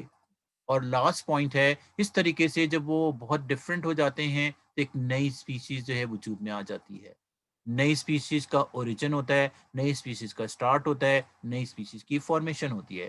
اس طرح سے منکی سے ہیومن ایک نئی سپیشیز بن جاتے ہیں۔ جیسے کہ دراصل کہتے ہیں کیا ویریشن انسانوں میں ہوتی ہے یا نہیں، اس پہ تھوڑی سی ہم بات کرتے ہیں اس کے آبجیکشنز کے بعد۔ اس کے پر آبجیکشنز کیا ہیں؟ اس کے پر 7 آبجیکشنز ہیں۔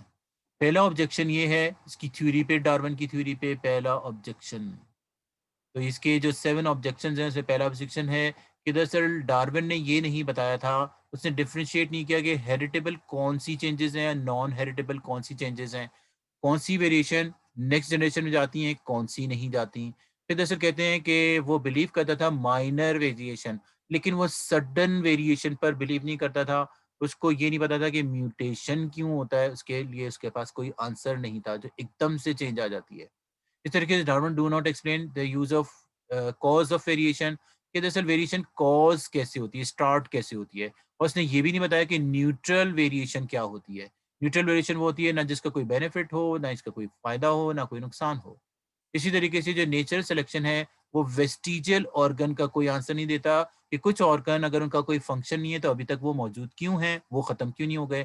یا اگر ہم یہ کہیں کہ جو انسان تھے وہ فٹ ہیں, بندر فٹ نہیں تھے, بندر بھی موجود ہیں اور انسان بھی موجود ہیں, تو جیسے کہتے ہیں فٹ اور نان فٹ وہ کو ایگزسٹ کر رہے ہیں.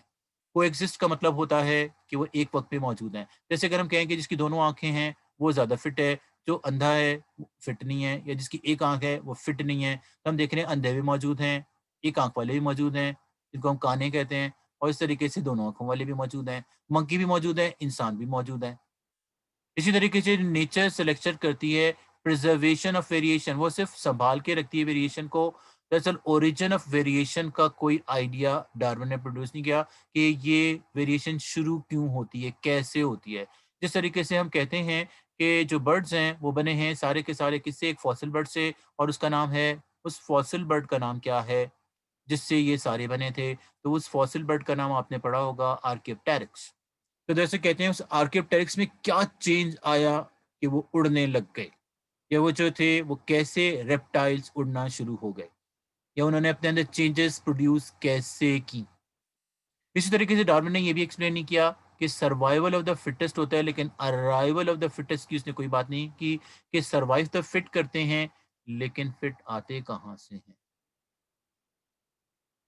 تو یہ 7 آبجیکشنز ہیں کس کے اگینسٹ, ڈارون کی تھیوری, کہ اس نے یہ نہیں بتایا کہ کون سی ہیریٹیبل ویریشنز ہیں, کون سی انہیریٹیبل ہے, کون سی نیکسٹ جنریشن میں جاتی ہیں, کون سی نہیں جاتی ہیں. نہ اس نے ایکسپلین کیا کہ میوٹیشن سڈن چینجز کیسے ہوتی ہیں, نہ اس نے یہ بتایا کہ کاز آف ویریشن کیا ہے, نہ اس نے یہ ایکسپلین کیا کہ نیوٹرل ویریشن جن کے نہ فائدہ نہ کوئی نقصان ہوتا ہے وہ کیوں ہوتی ہیں. ویسٹیجل آرگن ابھی تک موجود کیوں ہیں, جیسے انسان میں اپینڈکس ہے ابھی تک وہ ختم کیوں نہیں ہوا, اگر اس کا فنکشن ختم ہو گیا تھا تو اس سے بالکل ختم ہو جانا چاہیے تھا, وہ تو اسٹل ایگزسٹ کرتے ہیں. اسی طریقے سے اوریجن آف ویریشنز ہے کہ اس نے ایکسپلین نہیں کیا کہ وہ ویریشن جو ہے وہ اسٹارٹ کیسے ہوتی ہے, اور دراصل کہتے ہیں کہ اس میں رول کون پلے کرتا ہے. انوائرمنٹ کا تو رول ہوتا ہے, ایک جو آرگینزم ہے وہ خود کیا کرتا ہے کہ اس میں چینج آتا ہے. اسی طریقے سے ارائیول آف فٹسٹ کی بات ہے کہ وہ فٹ آئے گا کہاں سے, سروائیو تو کرے گا لیکن وہ ارائیو کہاں سے ہوگا. اگر ہم چینجز کی بات کریں, جس طریقے سے کہتے ہیں کہ اگر کوئی پاکستانی ہو اور وہ 40 سال کے لیے امریکہ چلا جائے اور جب وہ واپس آئے گا تو کیا اس میں کوئی تبدیلی ہو چکی ہوگی یا نہیں, تو اس کے اندر چینجز جو ہیں وہ تو ضرور آ چکے ہوں گے. اس کے مزاج میں چینج آئیں گے, اس کے کھانے پینے میں, اس کے ماحول میں, وہ ٹیمپریچر کی ویریشنز بھی آ جائیں گی. پہلے وہ گرمی برداشت کر سکتا ہوگا, پھر وہ نہیں کرے گا. اسی طریقے سے آپ نے یہ بھی دیکھا ہوگا کہ دراصل کہتے ہیں کہ کاکروچ ہیں, اگر ہم اس پہ کوئی انسیکٹیسائڈ اسپرے کریں تو دراصل کیا اس سے سارے کاکروچز مر جائیں گے؟ نو, سارے نہیں بنیں گے. اس کے اندر سے 90% جو ہیں وہ تو مر جائیں گے, لیکن 10% پھر بھی سروائیو کریں گے. 90% مر جائیں گے لیکن بچ جائیں گے 10%. کہتے ہیں یہ جو 10% باقی بچ گئے ہیں یہ پھر انڈے دیں گے, اور اس طریقے سے بڑھتے بڑھتے یہ دوبارہ سے 100 ہو جائیں. اب اس 100 کو اگر ہم کل کریں گے, دوبارہ اسپرے کریں گے تو کتنے مریں گے؟ تو دراصل کہتے ہیں پھر یہ 20 باقی بچ جائیں گے. 20 جیسے دراصل کہتے ہیں کہ 10 بچے تھے, پھر 20 باقی بچیں گے. اس کا مطلب ہے باقی مر جائیں گے. جو 20 بچ جائیں گے وہ پھر ریپروڈیوس کریں, پھر 100 ہو جائیں, پھر ہم پہ اسپرے کریں تو 30 باقی بچ جائیں گے. اور اسی طریقے سے ایک وقت ایسا آئے گا کہ کوئی نہیں مرے گا, سارے زندہ رہیں گے. اس کو ہم کہتے ہیں ریزسٹنس. اس کو ہم کہتے ہیں ریزسٹنس, کہ اس میں ریزسٹنس ہو جائے گا, یعنی اس دوا کے خلاف قوت مدافعت آ جائے گی, وہ اس سے مریں گے ہی. تو یہ جو باقی ہیں یہ کیسے سروائیو کر رہے ہیں؟ یہ باقی جو ہیں اس طرح سے سروائیو کر رہے ہیں کہ وہ اپنے اندر یہ جو 10 ہیں یہ کیا 90 جیسے تھے؟ اگر یہ 10 جو بچ گئے تھے یہ بھی 90 جیسے ہوتے تو یہ بھی سارے مر جاتے. لیکن یہ 10-90 جیسے نہیں تھے. جیسے کچن میں اگر آپ نے دوائی کا اسپرے کیا ہو تو وہ جو 10 بچ جائیں گے وہ ہوں گے جو کم سے کم اسپیس میں رہیں گے, جو کم سے کم فوڈ میں رہیں گے, جو کم سے کم ایئر بریتھ کریں گے. اس لیے کہ اگر وہ کچن میں سے کوئی چیز کھائیں گے تو مر جائیں گے. اگر وہ فریلی ایئر بریتھ کریں گے, کم سانس نہیں لیں گے, تو فیومز ان کی باڈی میں جائیں گے, تب بھی وہ مر جائیں گے. اور اسی طریقے سے وہ ایک کے پر ایک کاکروچ, اس کے بعد دوسرا کاکروچ, اس کے بعد تیسرا کاکروچ, باقاعدہ اس طریقے سے ایک کے پر ایک کاکروچ جو ہے وہ بیٹھا ہوگا, تاکہ وہ کم سے کم لمیٹڈ اسپیس میں رہیں. پھیلیں گے تو دوائی کے کانٹیکٹ میں آئیں گے, دوائی کے کانٹیکٹ میں آئیں گے تو مر جائیں گے. اس طرح سے ایسا ہے کہ وہ سروائیو کر سکتے ہیں صرف اور صرف اسی صورت میں کہ وہ کم سے کم, اس وجہ سے ویریشن جو ہیں وہ آتی رہتی ہیں. اس کی اگزامپل جو ہے وہ بھی ہے, ایک ریڈ فاکس ہے. ریڈ فاکس کون سی فاکس؟ ریڈ فاکس جو ہے وہ ریڈ کلر کی ہوتی ہے. کس کلر کی؟ ریڈ. کہتے ہیں جب یہ افریقہ میں ہوتی ہے تب یہ ریڈ کلر کی ہوتی ہے. تو دراصل کہتے ہیں کہ انہوں نے اسٹڈی کیا ڈارون نے کہ جب وہ فاکس جو ہے وہ جب افریقہ میں ہے تو وہ لال رنگ کی کیوں ہے, کس کلر کی ہوتی ہے؟ وین دس از ان افریقہ, تو دراصل یہ افریقہ میں ہوتی ہے ریڈ کلر کی. انہوں نے کیا کیا, اس افریقن فاکس کو لے کر ٹھنڈے علاقے میں آ گئے. کون سی فاکس؟ وہی ریڈ فاکس. تو دراصل کہتے ہیں کہ وہی ریڈ فاکس جو ہے اس کا کلر چینج ہوا, وہ وائٹ ہو گئی. فوراً نہیں, ایک دو جنریشنز کے بعد. پھر دراصل کہتے ہیں انہوں نے اسٹڈی کیا کہ ایسا کیوں ہو رہا ہے. دراصل انہوں نے اپنی اڈیپٹیشن پیج کی, اور وہ اڈیپٹیشن یہ تھیں کہ افریقہ میں ریڈ ووڈ زیادہ ہوتے ہیں. ریڈ ووڈ یعنی لال درخت. ریڈ ووڈ کا مطلب ہوتا ہے لال درخت. ہماری بک میں فرسٹ ایئر میں بھی لکھا ہوا ہے کہ ریڈ ووڈ جو ہے وہ 100 فیٹ کے اور 300 فیٹ کے بھی ہوتے ہیں. تو ریڈ ووڈ زیادہ ہوتے ہیں, تو لال وہ خود بھی ہوتے ہیں, درخت بھی لال ہوتے ہیں. اس وجہ سے یہ کیمو فلیج ہو جاتا ہے. کیمو فلیج کا مطلب ہوتا ہے کہ وہ نظر نہیں آتے, وہ بھی ریڈ ہوتے ہیں, یہ بھی ریڈ ہوتے ہیں. کوئی دور سے اوپر سے اگر کوئی پریڈیٹر جا رہا ہو وہ دیکھے تو وہ آئیڈینٹیفائی نہیں کر سکتا کہ او بھائی یہ کوئی چیز ہے. اسی طریقے سے آپ نے یہ بھی دیکھا ہوگا کہ جو فوجی جو ہوتے ہیں وہ کیا کرتے ہیں, کبھی کسی لینڈ پر ہوتے ہیں تو وہ جو درخت کی ٹہنیاں ہوتی ہیں اپنی ٹوپی میں لگا لیتے ہیں, جو ان کے ہیلمٹ ہوتے ہیں یا کیپ ہوتی ہیں اس پہ لگا لیتے ہیں, اور نیچے جیسے اوپر سے کوئی ہیلی کاپٹر گزرتا ہے یا کوئی جہاز گزرتا ہے وہ نیچے بیٹھ جاتے ہیں. تو نیچے بیٹھنے سے یہ ہوتا ہے کہ کوئی دور سے ہیلی کاپٹر سے یا جہاز سے دیکھتا ہے تو یہ سمجھتے ہیں شاید کوئی پودا ہے, تو اس کو اگنور کر دیتا ہے. اس کو کہتے ہیں کیموفلیج کرنا. پھر انہوں نے اسٹڈی کیا کہ یہ وائٹ کیوں ہو جاتے ہیں, تو یہ برفانی علاقوں میں وائٹ ہو جاتے ہیں چونکہ وہاں پر وائٹ جو ہے وہ برف گرتی ہے یا سنو فال ہوتی ہے, اس وجہ سے وہ وائٹ کلر کے ہو جاتے ہیں. کیونکہ وائٹ کلر جو ہوتا ہے اس کا اپنا بھی سفید ہوتا ہے, جیسے پولر بیئر کا ہوتا ہے. پولر بیئر بھی آپ نے دیکھا ہوگا وہ سفید رنگ کا ہوتا ہے. اس کی جو ہے فزکس والے یہ بھی وجہ بتاتے ہیں کہ چونکہ وہاں پہ سورج کی روشنی نہیں آتی ہے تو سارے کلرز ہوتے ہیں روشنی کی وجہ سے ہوتے ہیں. لیکن یہ ان کی ایک اڈیپٹیشن بھی ہے, اس لیے کہ وہ خود بھی وائٹ ہوتے ہیں, انوائرمنٹ بھی وائٹ ہوتا ہے. تو اگر وہ دور سے ان کا کوئی پریڈیٹر دیکھے تو ان کو وہ پتہ نہیں چلتا کہ بھئی یہاں پہ ہے یا نہیں ہے. اس طرح سے کیموفلیج ہو جاتا ہے. تو یہ ہیں اپنے آپ کو اڈیپٹ کرنا ماحول کے لحاظ سے. آرگینزم اپنے آپ کو اڈیپٹ کرتے رہتے ہیں. ویسے دراصل کہتے ہیں کہ یہ جو 7 ہیں یہ تو ہماری بک میں لکھے ہیں, اور بہت سارے آبجیکشن ہیں اس کے مطابق. اس کے متعلق یہ ہے کہ اگر ہم کہتے ہیں کہ جی فٹ ہی سروائیو کرتا ہے تو ہم دیکھ رہے ہیں کہ انفٹ بھی سروائیو کر رہا ہے. اور اس کے بارے میں آبجیکشن یہ بھی ہے کہ دراصل کہتے ہیں کہ اگر ہم یہ کہیں کہ جب فش تھیں وہ چینج ہو گئیں ایمفیبینس بن گئے, مان لیا وہ ایمفیبینس بن گئے, اور ایمفیبینس چینج ہوئے ریپٹائلس بن گئے, ریپٹائلس چینج ہوئے برڈس بن گئے, اور برڈس چینج ہوئے میمل بن گئے, میملز میں منکیز بنے, اور اس طریقے سے منکیز سے ہیومن بن گئے. تو دراصل کہتے ہیں کہ ہر چینج ہے وہ 10 ملین ایئرس کا ہے. اگر فاسلز کو دیکھا جائے تو دراصل کہتے ہیں کہ منکیز ہیومن کو آئے ہوئے 50 یعنی 50 ملین سال ہو چکے ہیں. 50 ملین ایئرس. تو دراصل کہتے ہیں کہ کیا یہ ڈسکنٹینیو ہو گیا ایوولوشن, کہ بھئی فش ایمفیبینس بن گئے, ایمفیبینس سے ریپٹائلس بن گئے, ریپٹائلس سے برڈ بن گئے, برڈ سے میمل بن گئے, تو کیا اب یہ ڈسکنٹینیو ہو گیا ہے؟ اگر یہ کنٹینیو ہے تو پھر ہیومن کے بعد کوئی سپر ہیومن بننا چاہیے. یعنی ہیومن کی جو اسپیشیز ہے جس کو 50 ملین سال ہو چکے ہیں دنیا میں آئے ہوئے, تو ان میں بھی تو کوئی تبدیلی ہونی چاہیے تھی. سوری یہ میمل جو آئے 50 ملین ہوئے, انسان کو آئے ہوئے نہیں. تو اس طریقے سے اس میں بھی جو ہے کہتے ہیں کہ بھائی اگر 10 ملین کے سال کے بعد اگر کوئی چینج آ رہی ہے تو انسان میں بھی چینج آ جانی چاہیے. اگر منکیز انسان بن گئے تھے تو پھر اب سپر ہیومن بننے چاہیے. یا اگر ہم کہیں کہ دراصل ایمفیبینس جو تھے یا ریپٹائلز میں جب ڈائناسورس تھے وہ کامیاب نہیں تھے, وہ مر گئے, لیکن ڈائناسورس کے سائز کے تو نہیں, لیکن ویسے ریپٹائل جو ہیں وہ تو اب بھی سروائیو کرتے ہیں. Why they are still there. تو اس چیزوں کے متعلق جو ہے وہ کوئی آنسر نہیں ہے کس کے پاس, ڈارون کے پاس. تو ڈارون نے یہ بتایا اپنے 5 پوائنٹس میں کہ دراصل جب ہیریٹیبل یا ڈارونس کی جو تھیوری ہے اگر اس کے ہم دیکھیں اس کے اندر سمری کیا ہے اس کی تھیوری کی, تو اس کی سمری یہ ہے 5 پوائنٹس کی سمری کہ دراصل بہت سارے 5 فیکٹر ہیں جس کی وجہ سے ایک نئی سپیشیز ڈیولپ ہوتی ہے, اور یہ نئی سپیشیز ہوتی ہے وہ منکی سے ہیومن بن گئے. اس طرح سے یہ کس طرح سے بنے, یہ کچھ اینیمل میں پروڈکشن بہت زیادہ ہوتی ہے, پھر دراصل اس میں چینجز ہوتی ہیں, اور یہ چینجز ہوتی ہیں نیکسٹ جنریشن میں ٹرانسفر ہو جاتی ہیں, اور اس میں سے جو فٹ ہے وہ سروائیو کرتا ہے اور فٹ کو نیچے سلیکٹ کرتی ہے. اس طرح سے نئی سپیشیز وجود میں آتی ہے یا فارم ہو جاتی ہے. تو these were the 5 points of Darwin's جو اس نے اپنی بک میں لکھے جس کا نام اوریجن آف اسپیشیز تھا, جس کا نام ہی ہے اوریجن آف اسپیشیز, کہ کوئی نئی اسپیشیز کیسے وجود میں آتی ہے, یعنی کوئی نئی چیز کوئی نئی اسپیشیز کیسے ڈیولپ ہوتی ہے.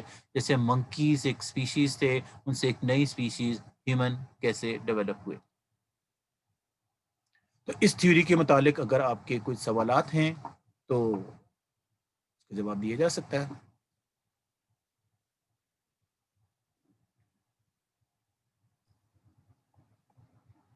کبھی کبھی ایگزام میں یہ کوشچن پوچھا جاتا ہے کہ ڈارون کی اور لمارک کی جو تھیوری ہے ان دونوں میں جراف کے متعلق کیا ڈفرنس ہے, یعنی انہوں نے کیا ڈفرنس دیکھا. تو وہ دراصل جو ہے جو ڈفرنس ہے وہ دراصل میں نے آپ کو ایک تصویر میں دکھایا تھا اگر آپ کو یاد ہو تو, اور وہ جراف کے متعلق انہوں نے یہ پرپوز کیا دونوں نے اپنی اپنی تھیوریز کے مطابق کہ بھئی کون سی بات صحیح ہے کون سی بات صحیح نہیں ہے. تو وہ یہاں پر آتی ہے وہ بات.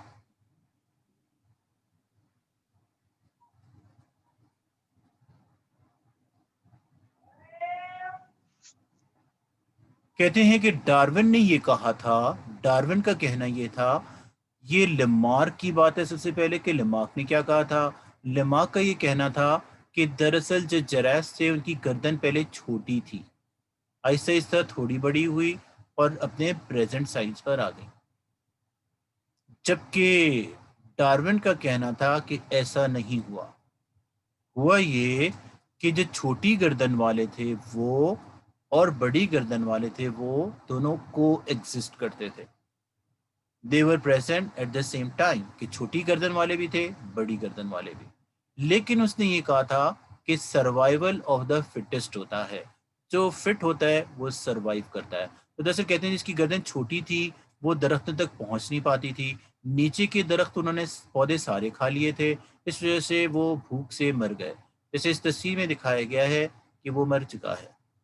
تو اس طریقے سے جو بڑی گردن والے تھے وہ فٹ تھے اس لیے انہوں نے سروائیو کیا, اور جو چھوٹی گردن والے تھے وہ مس فٹ تھے, that's why they couldn't survive and they died, they perished, washed out, vanished. تو یہ ڈفرنس ہے دونوں کی تھیوری کا, کہ لمارک نے یہ کہا کہ نہیں پہلے گردن چھوٹی تھی بعد میں اسٹریچ ہو کر بڑی ہوئی. یوز اور ڈس یوز اس کے تھیوری کا نام ہے, اور جو اڈیپٹڈ کیریکٹر تھے یعنی اسٹریچنگ آف دا نیک وہ نیکسٹ جنریشن میں ٹرانسفر ہوئی. یعنی پہلے وہ چھوٹی گردن کے تھے, ایسے ایسے تھوڑی بڑی ہوئی اور بڑی ہوئی اور بڑی ہوئی اور فائنلی پریزنٹ سائز پر پہنچ گئی. جبکہ ڈارون نے کہا نہیں ایسا نہیں ہوا, دونوں ایک ساتھ تھے, چھوٹی گردن والے بھی تھے بڑی گردن والے بھی تھے, جو زیادہ فٹ تھے وہ بڑی گردن والے تھے, وہ سروائیو کرتے رہے اور آج بھی موجود ہیں. سر جی یہ ڈارون کو کیا ان کی کوئی فوسلز وغیرہ ملی تھی کہ اس نے اس کا جو پوائنٹ رونگ کرنے کی کوشش کی, یا اپنی طرف سے اس نے پریڈکٹ کیا تھا؟ فوسل جو ہیں وہ تو خیر ڈارون نے نہیں، بعد کے لوگوں نے اسٹڈی کیے تھے، اور اس تو اگر طریقے سر سے فوسلز مل ہی گئے تھے تو پھر یہ ابھی تک تھیوری کیوں ہے، لو میں کیوں نہیں بنا ہے لا میں جب اس لیے نہیں کہ بھئی دراصل اس کے اوپر بہت سارے آبجیکشنس ہیں، بہت ساری باتیں جو ہیں جس کے اگینسٹ ہیں، اس وجہ سے یعنی اس کے بہت سارے ایسے بھی ایویڈنسز ہیں جو ہماری بک میں لکھے ہوئے ہیں جو پروف کرتے ہیں کہ واقعی چینجز آئے ہیں، یہ ایولیوشن ہوا ہے، اور اس طریقے سے لیکن بہت سارے ایسے بھی پوائنٹس ہیں جو یہ بتاتے ہیں کہ نہیں ہوا، بہت ساری چیزوں میں ایسا نہیں ہوا، جس طریقے سے بہت سارے لوگ کہتے ہیں کہ اسلامک پوائنٹ آف ویو سے کنٹرڈکٹ کرتی ہے، اسلام میں ایسا کوئی کانسیپٹ نہیں ہے، انسان کو انسان بنایا گیا تھا، انسان بندر کی نسل سے نہیں تھا، تو دراصل کہتے ہیں کہ نیچر کا بھی کچھ قاعدہ اور قانون ہوتا ہے، اس طریقے سے اگر ہم حضرت آدم علیہ السلام کی پیدائش کے واقعات کو پڑھیں تو اس میں یہ ذکر کیا ہے حابیل اور قابیل کے متعلق، یہ قابیل نے اپنے بھائی حابیل کو مار دیا تھا اور وہ لاش لے کر گھوم رہا تھا کہ اب اس کو کیا کروں، کہاں لے جاؤں، کیسے چھپاؤں، کیا کروں، اس کو کچھ سمجھ نہیں آ رہا تھا، اس طریقے سے اس نے دیکھا دو کوے جو تھے وہ آئے، ایک نے دوسرے کوے کو مارا، تو اس نے اپنے پنجوں سے کھودا اور اس کے بعد اس کو دفن کر دیا، اور اس طریقے سے قابیل یہ سوچنے لگا کہ دیکھو بھائی یہ آئیڈیا تو مجھے نہیں آیا تھا، اس کا مطلب یہ ہے کہ اس وقت کوے موجود تھے، جبھی تو یہ واقعہ ہے کہ کوے موجود تھے، اس طریقے سے کہتے ہیں کہ انسان کو جس جس چیز کی ضرورت تھی وہ پہلے پیدا کی گئی تھی، انسان بعد میں پیدا ہوا، یعنی انسان کو جو بھی جتنے بھی ویجیٹیبلز پلانٹس وغیرہ جو تھے جانور تھے وہ پہلے آئے، پھر انسان کو بعد میں لایا گیا، پلس یہ جو تھیوری ہے اس کے بارے میں بھی اگر ہم یہ کہیں کہ کیا یہ تھیوری مکمل ہے تو نہیں مکمل ہے، اس لیے کہ دراصل اب تک کی ہسٹری کے مطابق جو سب سے پرانے فوسل ہیں وہ منکی کے ہیں، انسان کے پرانے فوسل نہیں ہیں، لیکن موجودہ دور میں ایسا ہوا ہے کہ سیٹلائٹ کے ذریعے جو ہیں جو دراصل کہتے ہیں کہ پولر ریجنز ہیں وہاں پر انہوں نے دیکھا کہ سیٹلائٹ سے کہ وہاں پہ برف گری ہوئی ہے، برف کی بڑی بڑی تہیں ہیں، اور ان تہوں کے نیچے انہوں نے دیکھا ہے سیٹلائٹ کے تھرو کہ اس میں بہت سارے بونز، بہت سارے اسکیلیٹن یعنی بہت سارے فاسلز موجود ہیں، تو وہ ویٹ کر رہے ہیں اس چیز کا کہ دراصل جب وہ پگھلے گی اور وہ باہر نکلیں گے تو پھر دیکھیں گے کہ وہ کس کے فاسل ہیں، کون ہیں وہ، انسان ہیں، جانور ہیں، کیا تھے وہ، کیا نہیں تھے، تو ابھی تک کہتے ہیں کہ ہسٹری کمپلیٹ ہی نہیں ہوئی ہے، جب ہسٹری کمپلیٹ ہو جائے گی یعنی ہم سارے فاسل کو ڈسکور کر لیں گے تب ہم کنفرملی یہ کہہ سکیں گے کہ نو، انسان پہلے آیا تھا یا بندر پہلے آیا تھا، جس کے فاسل زیادہ پرانے ہوں گے اس کے بارے میں ہم کہہ سکتے ہیں کہ بھئی وہ زیادہ پرانا ہے، تو اس طریقے سے جن جن چیزوں کی ضرورت پڑنی تھی، جیسے انسان کے بارے میں اب یہ بھی کہتے ہیں کہ انسان دنیا میں بعد میں پیدا ہوتا ہے، اس کا رزق پہلے آ جاتا ہے، اس طریقے سے جب بچہ پیدا ہونا ہوتا ہے اس کی ماں جو اس کو دودھ پلاتی ہے وہ پہلے آ جاتا ہے، بچہ دنیا میں بعد میں آتا ہے، اس طریقے سے کہتے ہیں اس کی خوراک، اس کا رزق جو ہے وہ پہلے پیدا کیا جاتا ہے اور انسان بعد میں آتا ہے، حضرت آدم علیہ السلام کو بھی جن چیزوں کی ضرورت تھی ان چیزوں کو پہلے پیدا کیا گیا اور ان کو بعد میں بھیجا گیا، تو اس طرح سے ابھی تک تو یہ ہم حتمی طور پہ کہہ ہی نہیں سکتے کہ ابھی جو فاسل کی سٹڈی ہے جو ہسٹری ہمیں بتا رہی ہے وہ تو اتنی ہی ہے کہ جو فاسلز ہیں وہ کس کے زیادہ پرانے ہیں، تو اب تک جو پریزنٹلی ڈسکور ہوئے ہیں ہم اس بیسس کے اوپر ڈیسائیڈ کر سکتے ہیں کہ کس کے زیادہ اولڈر فاسلز ہیں، لیکن جب ہسٹری کمپلیٹ ہو جائے گی تب سارے فاسل ڈسکور ہو جائیں گے، تو اس کے بعد ہی ہم کوئی یہ بات کر سکیں گے کہ actually which one is more older, right? Sir جب تک ہسٹری کمپلیٹ ہوگی کیا ہم لوگ ہوں گے؟ یہ تو میں کہہ نہیں سکتا اس لیے کہ بہت سارے لوگ جو تھے وہ تھے اور بہت سارے لوگ اب موجود نہیں ہیں، یہ تو 18 سینچری کی بات ہے جبکہ ڈارونس نے یہ پرپوز کی تھی، 1809 میں جو ہے وہ پیدا ہوا تھا جیسے کہ ابھی ہم نے پڑھا، تو یہ تو بہت پرانی ہے، تو 18 کے بعد 19 سینچری، اب تو ہم 20 سینچری کے بھی 20 ایئرس پورے کر چکے ہیں